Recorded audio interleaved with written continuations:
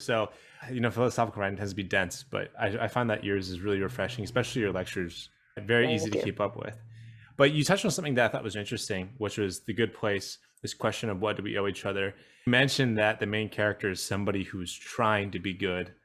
And I Hmm. know that you have reservations about trying to be good, but I was hoping Hmm. maybe could you unpack what contractualism is for the listeners and then maybe explain why no one can try and be good? So contractualism is the moral theory that has grown out of social contract theory, which was a political theory. And social contract theory grew out of a period of history in which there was a lot of religious wars, and in which the task at hand was to try to figure out how to live together peacefully with people with whom we disagree fundamentally. And contractualism as a moral theory takes the solution to that problem from political theory into morality. So it's really takes the guiding moral question not to be what's the good life for human beings, or what's the best way to be a human being, or how should everyone live to fulfill their purpose in life. So those are very grand questions.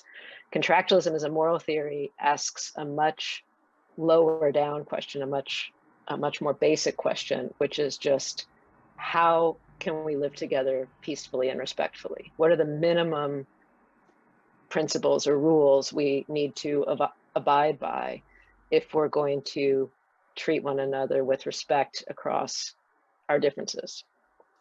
And the way it arrives at an answer to that question, what are the minimum rules? It doesn't actually tell you what those rules are. It tells you what they would have to be like. And what they would have to be like is this: they would have to be the rules that we would come up with if we were committed above everything else to finding some such rules, and we treated everyone symmetrically.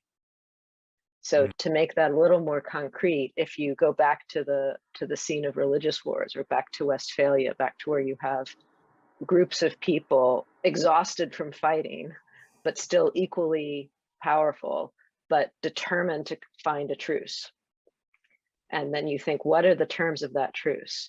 Well, no one's going to be willing to agree to anything that's not fair to them, because they're still equally powerful. But no one's going to insist on more than what's fair, because they want to come to a truce. And so the terms that you end up with are going to be the terms that treat everyone fairly, or symmetrically. And so contractualism as a moral theory says, in effect, that morality happens when we treat each other like that, even though we're not equally powerful.